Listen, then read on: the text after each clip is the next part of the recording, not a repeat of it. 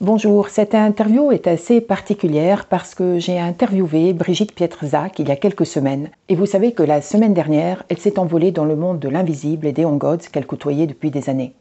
J'ai hésité avant de publier cette interview, mais en la réécoutant, à la fin, vous verrez que Brigitte était très impatiente de l'écouter, de la mettre en ligne, et c'est ce qui m'a motivée à le faire aujourd'hui. Vous pourrez découvrir son monde ainsi que le message qu'elle voulait nous passer. Bonjour à tous et bienvenue. Je suis très heureuse de vous proposer aujourd'hui une rencontre hors de l'ordinaire puisque la personne avec laquelle nous allons passer quelques instants va nous amener très loin, non seulement dans le monde invisible, mais également dans un pays lointain qui est la Mongolie.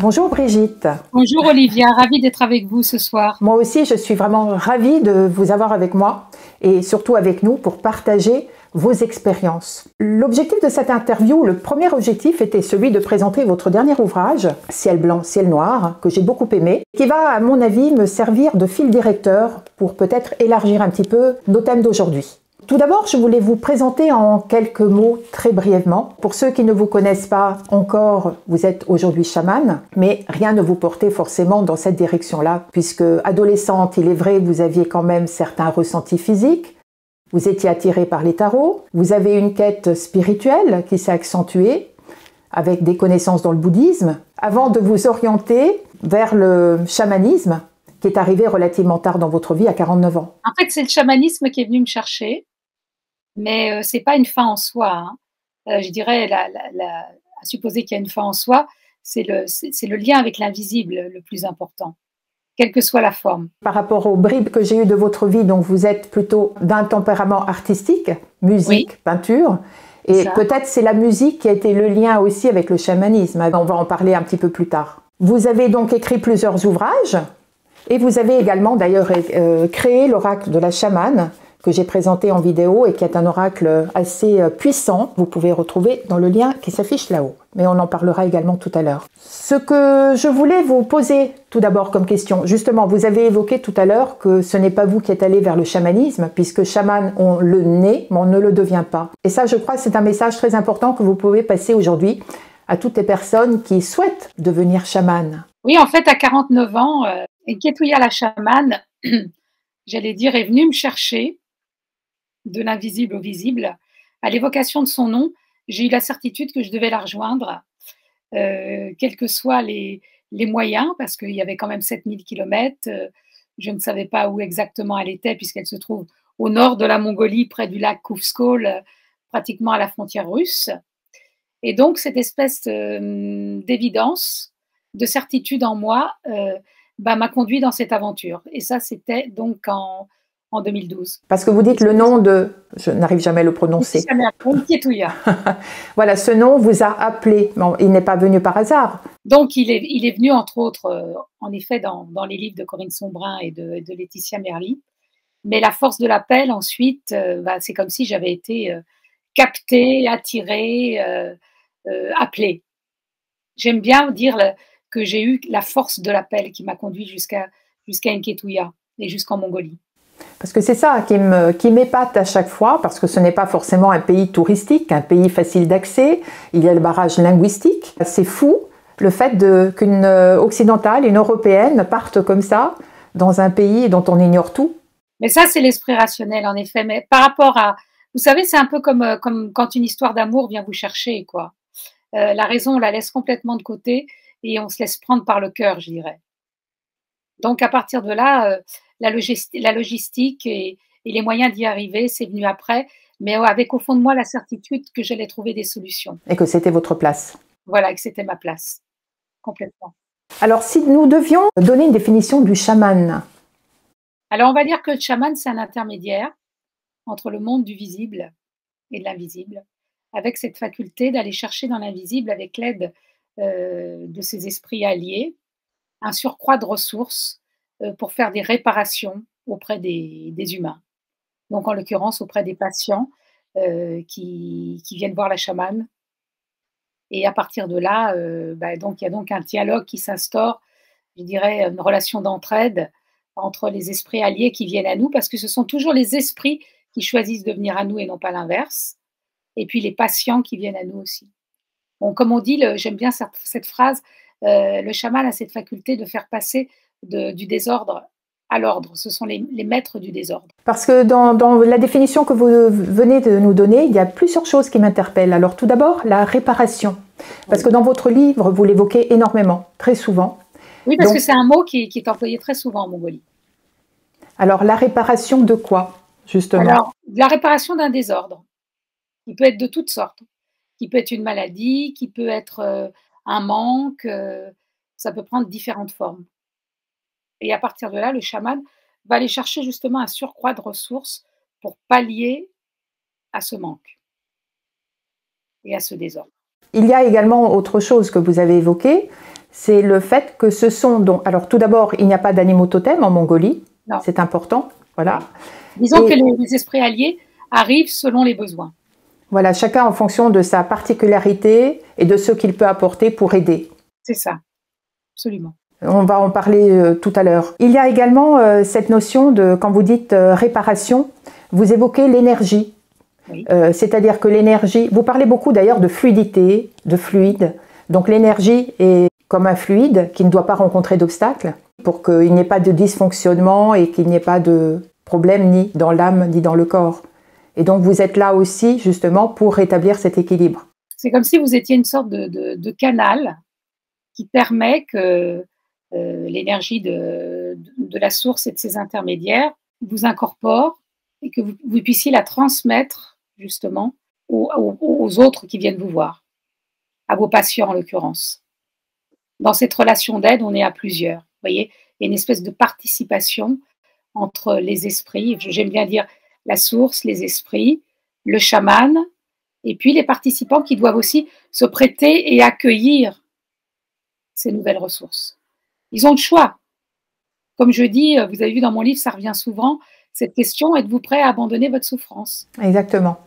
Si vous n'êtes pas prêt, vous avez le droit de le dire. Il y a cette notion de libre arbitre, effectivement, que j'allais évoquer aussi. Chez nous aussi, je dirais, si la personne ne veut pas guérir, elle ne peut pas donner tous les moyens, se donner tous les moyens pour le faire. Tout à fait.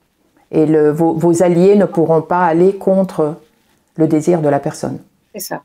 Il y a également dans les définitions du chaman que j'ai pu glaner la notion du temps. C'est-à-dire que vous pouvez, donc la notion de passé, présent et avenir est globale, vous pouvez interférer. Oui, il y a la notion justement de pouvoir tourner les clés de l'horloge pour réparer ou éviter certains événements. Alors, éviter certains événements, pas toujours, mais en tous les cas, faire en sorte que l'événement soit un tremplin pour autre chose, comme si on allait passer l'obstacle le plus facilement possible. Par exemple? Si vous voulez face à quelque chose d'un peu difficile, je ne sais pas, une maladie ou un accident. Un accident, justement, donner suffisamment de ressources pour que la personne puisse dépasser cet événement négatif, au demeurant, pour en faire autre chose. D'accord, donc ça n'évitera pas l'accident, mais ça lui donnera peut-être un potentiel énergétique plus important pour pouvoir le dépasser. Alors, éviter l'accident, tout est possible, hein. Parfois, il y a des états de grâce qui font qu'en effet, on peut éviter certaines choses, mais rien n'est sûr, sachant que dans le chamanisme, il n'y a pas d'obligation de résultat. Donc, on peut toujours poser des intentions, on peut toujours demander, et puis on verra bien.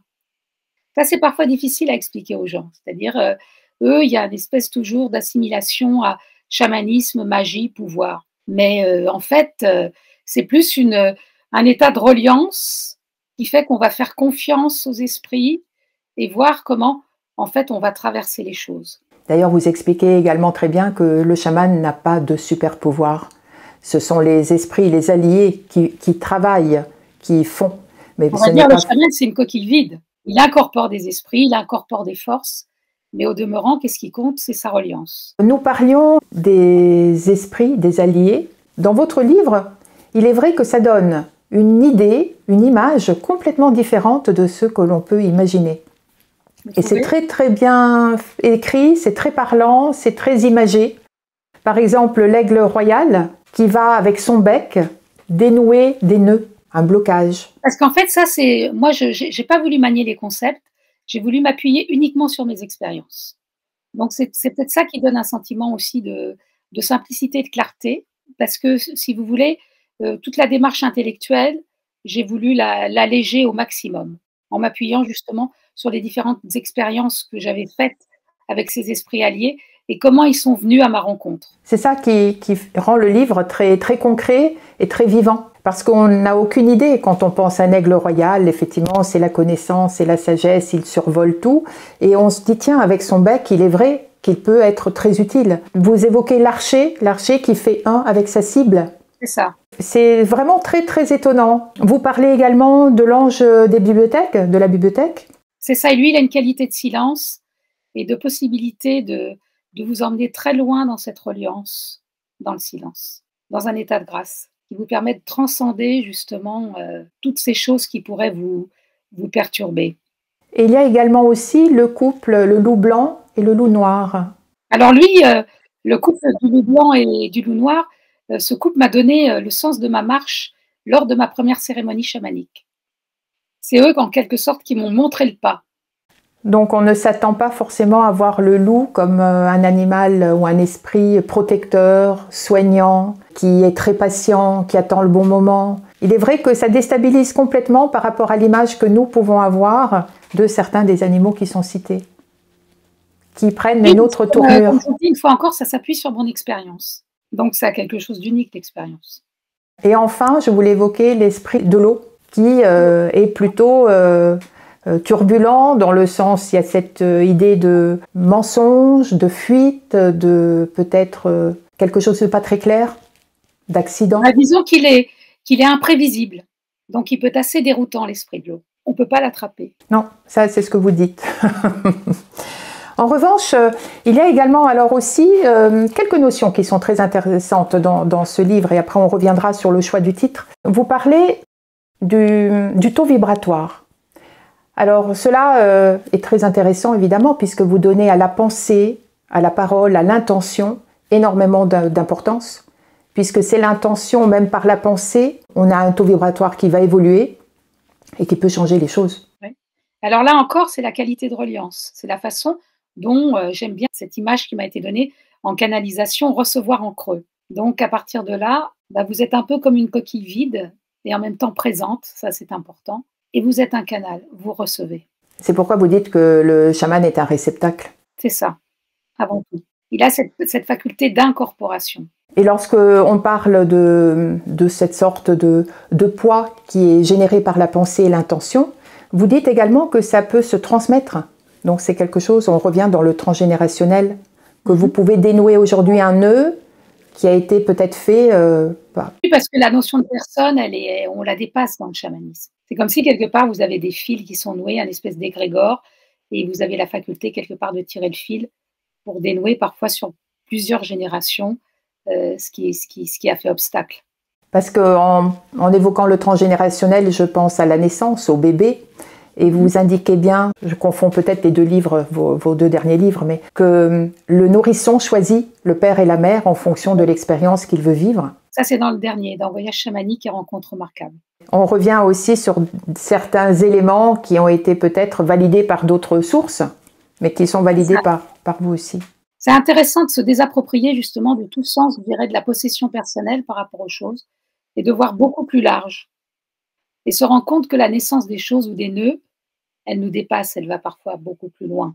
Il y a également une autre phase aussi, facette de la communication du chaman avec l'invisible, c'est la communication avec les défunts.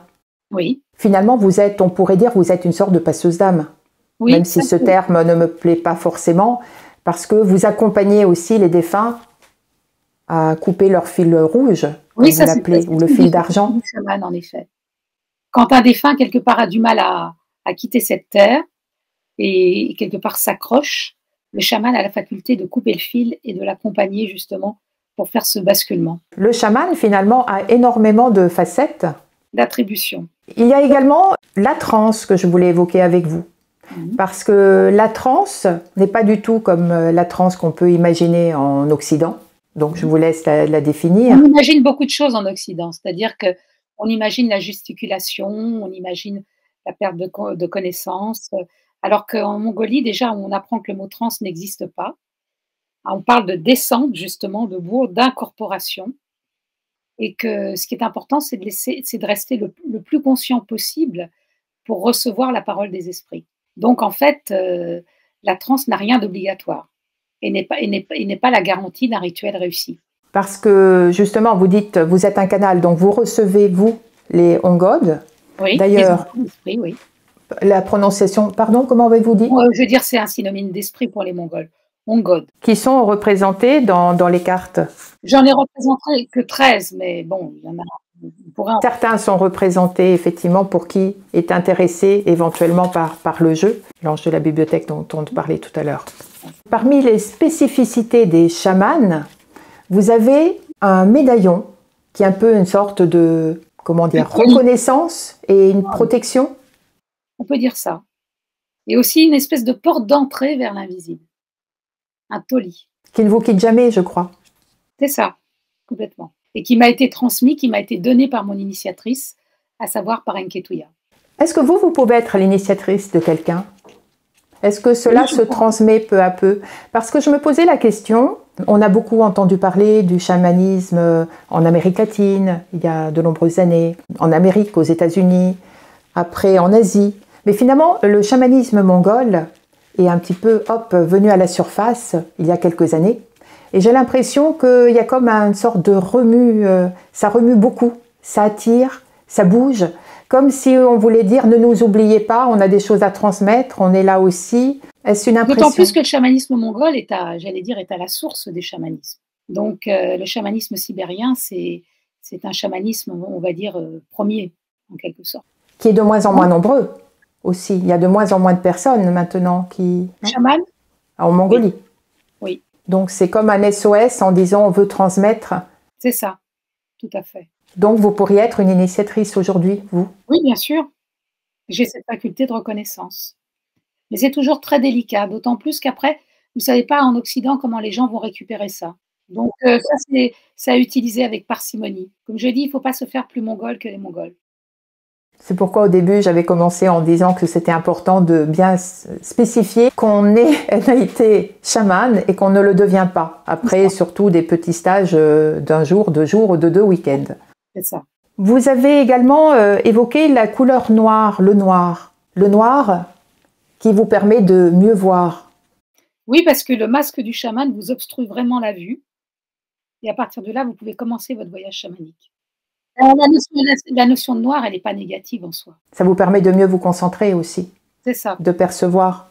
C'est ça. D'où l'importance du fameux touchi. Le touchi est votre teneur qui, justement, vous accompagne dans les moments où vous êtes dans l'obscur. Pour justement que vous ne vous blessiez pas, que vous soyez le plus confort possible, je dirais. Il vous retient et vous protège. C'est ça. Alors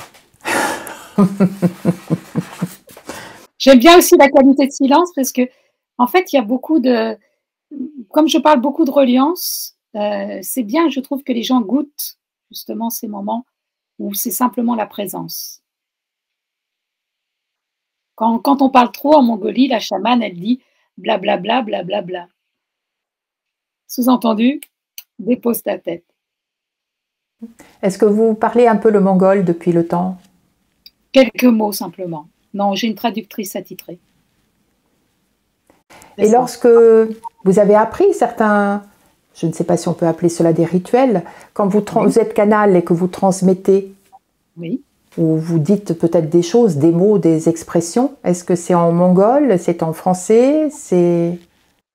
Des fois, ça peut être dans une langue, je dirais, un peu incompréhensible, mais c'est une langue consciente, donc c'est aussi en français. Pour moi, ce qui est important, c'est d'accueillir ce qui vient, sans jugement. Il y a 5 offrandes qui sont, je pense, proposées à chaque cérémonie, dans ce que vous appelez le grand ovo. Le cercle de cérémonie. Le thé, le lait, les cigarettes, la vodka et des bonbons. C'est ça. Si ma mémoire est bonne. Et cela donc a l'objectif de nourrir, d'offrir par respect pour les esprits invisibles. C'est ça, ce sont les offrandes qui vous permettent quelque part de rentrer en lien avec les esprits et de leur exprimer votre respect et votre condescendance. Donc on a dit qu'ils peuvent ne pas venir, qu'il peut ne pas y avoir de résultat. C'est C'est ça, un petit peu selon leur bon vouloir ou les besoins du consultant. c'est ça. Il n'y a pas d'obligation de résultat. Parmi les outils ou les moyens ou les objets que vous utilisez, Moi, j'utilise un bâton de soin qui m'a été transmis par Nketouya. Mais ça, je le fais spécifiquement dans mes séances de soins. Et puis le tambour, évidemment. Mais je peux aussi agir sans. L'important, c'est la connexion que je vais avoir avec mes esprits et avec la personne qui vient me voir. donc vous n'avez pas forcément besoin du costume, du masque. En cérémonie, oui. Mais je veux dire, je ne fais pas toujours des cérémonies. Oui, je peux rentrer, je peux faire des réparations sans être dans une cérémonie. Parce qu'aujourd'hui, justement aujourd'hui, que proposez-vous? Donc moi, je propose des soins aux personnes qui viennent me voir, en France et en Mongolie aussi, quand j'y suis. Et à partir de là, donc ça peut donner lieu à, comme dans le tipi où les gens défilent toute la journée, ou à des cérémonies, si ça se présente, mais surtout en Mongolie. Alors, et quelle est la différence justement entre les soins et la cérémonie? Quel est l'objectif de l'un et l'autre? Bah, disons qu'on va dire qu'il y a une sorte d'amplification dans les soins. Quand, des fois, ça nécessite de convoquer plusieurs membres de la famille, justement parce que ça touche des choses transgénérationnelles, on va dire. Et donc ça, c'est l'objet de la cérémonie. Que vous pouvez faire en France aussi. Que je peux faire en France aussi, mais j'en fais pas beaucoup en France parce que, comme je vous dis, je veux pas être plus mongole que les Mongols. Pour moi, il y a toute une récupération, entre autres avec le néo-chamanisme, qui fait qu'on s'approprie quelque part la tradition. Et comme me dit Nketouya, ce qui est important, c'est que tu fasses aussi avec ta propre culture et avec tes propres outils. Et ce qu'il faut privilégier, c'est cette relation intime que vous avez avec l'invisible. Toujours l'intention. Intention pure. C'est ça. Et les soins que vous proposez, ils sont présentiels ou par Ça ordinateur? dépend, présentiel et distanciel. Vous avez également évoqué les oiseaux. Oui, Alors, cela m'a bien plu parce que vous disiez, je n'avais jamais réfléchi à ce détail, que ce sont les seuls qui soient des intermédiaires entre les deux mondes. c'est ça. Ça avait l'air d'une évidence, mais je ne les avais jamais vus ainsi. Et qu'ils peuvent approcher du plus près, justement, les sphères de la lumière, les sphères angéliques. Tout à fait. C'est très précieux, les oiseaux, pour ça. D'où l'importance des oiseaux et des plumes. Mais jamais trop fétichisé, quoi. Après, c'est de la poésie, c'est de la littérature personnelle. On a tendance à considérer que tout fait signe. C'est ce que j'allais évoquer aussi avec vous. Et ça, il faut se méfier. On peut vraiment se fourvoyer par rapport à ça. On a parlé tout à l'heure des alliés. Parmi les différentes fonctions des alliés, Oui, j'en avais noté quelques-unes. Donc il y a celle de la réparation, puisqu'ils peuvent réparer, pour celui qui consulte évidemment. Ils ont chacun une spécificité, un mode d'action et de un mode d'action. Pardon? et de vibration. C'est-à-dire, je dirais, une qualité d'être. Donc vous travaillez surtout avec certains alliés spécifiques et puis parfois il y a des alliés différents et nouveaux qui peuvent arriver. Moi, Et vous avez toujours votre équipe. j'ai mon équipe, j'accueille aussi qui vient, qui veut venir. Parce que parfois, il y a la découverte de nouveaux esprits qui se présentent à nous. Qui ne font que passer en fait ce jour-là, pendant ce soin-là. Ou qui vont devenir des esprits alliés fidèles. Mais je veux dire, il peut venir justement de façon très, très imprévisible un nouvel esprit. Parce qu'ils viennent également rallumer, comme vous le définissez dans le livre, la flamme, pour rétablir une certaine énergie, la fameuse énergie dont on parlait, la fluidité. C'est ça. Et ils peuvent aussi accepter de venir à la rencontre, puisqu'ils viennent, ils acceptent de venir. Et ça, je crois, c'est très important, parce qu'aujourd'hui, certaines personnes sont un petit peu en lien avec l'invisible, et on a tendance à croire que c'est comme un téléphone. J'appuie, j'appelle, hop, il est là, il vient. Et en fait, c'est pas aussi simple que ça. Et puis, il y a une relation de cœur à cœur, il y a une relation de respect qui est très important à ressentir, à incarner. C'est pas fast-food, quoi. D'ailleurs, c'est pourquoi vous dites que le chaman, si j'ai bien compris, est relié à deux choses. Il y a la joie de l'être, et l'envie d'être relié aussi. C'est-à-dire vous avez déjà ces deux grands pans. C'est ça. Pour pouvoir exercer votre mission. C'est ça, tout à fait. Et aujourd'hui, où en êtes-vous par rapport à ça? Ça change tout le temps. Vous continuez votre mission? Vous continuez votre route? Vous ne vous posez plus de questions? On se pose toujours des questions. L'important, c'est d'être dans une certaine humilité pour recevoir et accueillir, et puis voir ce qui se passe. Et surtout incarner le présent, l'ici et maintenant. Ce qui fait qu'une expérience n'est jamais la même. Vous retournez en Mongolie régulièrement? Là, j'y suis pas retournée depuis le Covid, depuis le confinement, tout ça. Mais comme j'ai été très productive au niveau des livres, c'est une phase nécessaire de restitution, je dirais. Puisqu'il y a le 25 octobre un nouveau livre qui sort, qui est une sorte de synthèse de mon parcours, qui s'appelle Autobiographie d'une chamane française. Toujours chez Mama Ça sera Édition. passionnant. J'allais vous poser la question justement au sujet de vos nouveaux projets, par rapport à votre vie quotidienne, comment vous êtes, d'où vous êtes parti et où vous êtes arrivé. Voilà, parce que ça englobera aussi d'autres expériences spirituelles qui m'ont conduit au chamanisme. Et en même temps, se mêlera à ça aussi mon parcours de vie personnel. Écoutez, j'ai hâte de le découvrir aussi. Pour terminer, je voulais juste vous poser la question, pourquoi avoir appelé ce livre Ciel blanc, ciel noir? Eh bien, c'est pour montrer, c'est pour déjouer le côté manichéen, paradoxalement. C'est pour montrer qu'il y a peut-être deux ciels, un ciel blanc qui nous est naturellement acquis et un ciel noir beaucoup plus obscur, avec des présences beaucoup plus retors. Mais au bout du compte, c'est toujours pour faire un seul même ciel. Donc, pas de noir sans le blanc, pas de blanc sans le noir.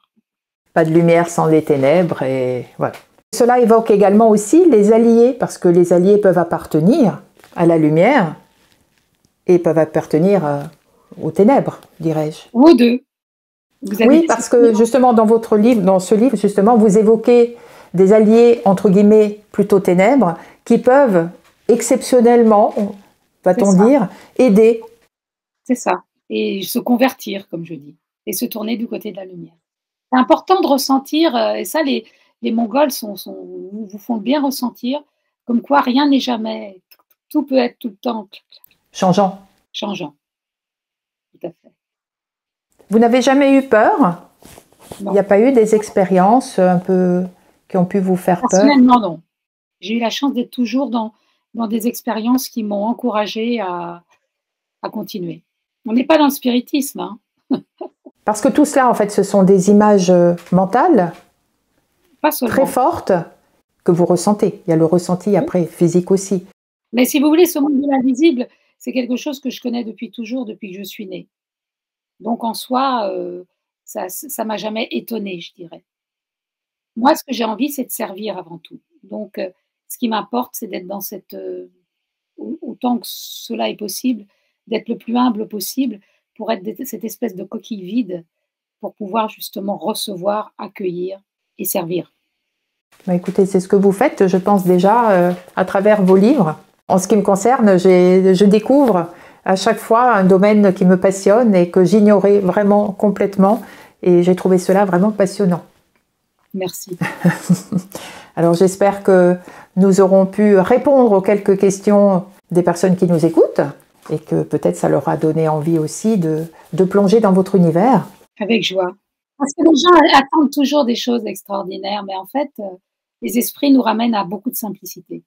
Simplicité de cœur, quoi. Et vous pouvez vous dire que plus on vous raconte des choses compliquées, plus il y a une grande part imaginative. Comme vous dites, il y a trop dans ce monde-là, il y a trop de décorum. Puis bon, maintenant, il y a un chaman à tous les coins de rue, c'est une catastrophe. C'est pour ça que j'avais l'air tout à l'heure d'insister un peu depuis le début, parce que pour moi, c'est très important de dire faites attention, quoi. N'allez pas n'importe où, n'allez pas... Bah, merci à vous, alors. Pardon? Merci à vous. Merci. Ah, bah tiens, j'aime bien ce geste, refaites-le, je le garde celui-là. Eh bien, écoutez, je vous remercie beaucoup. Et j'attends avec impatience notre interview alors. Oui, et puis j'espère qu'elle sera de visu cette fois-ci en automne. Vous viendrez chercher votre autobiographie. Avec plaisir. Ah, je serais très touchée. Si je devais vous demander un conseil, un rituel, un exercice à faire. Restez dans la joie. Ça va être le mot de la fin, avec un grand sourire. On a compris le message. C'est ça le plus important. La joie qui va élever nos vibrations et attirer que du positif et de la joie autour de nous. Tout à fait. Eh bien, écoutez, c'est ce que je vous souhaite en attendant la sortie de votre prochain livre. Merci Olivia. Et je vous remercie beaucoup pour le temps que vous avez bien voulu nous accorder. Je vous remercie, je vous dis à bientôt alors. Oui, merci beaucoup, moi aussi. Passez une belle journée. J'espère que vous avez aimé cette rencontre. En ce qui me concerne, je vous donne rendez-vous très vite pour un prochain rendez-vous. À bientôt. Au revoir.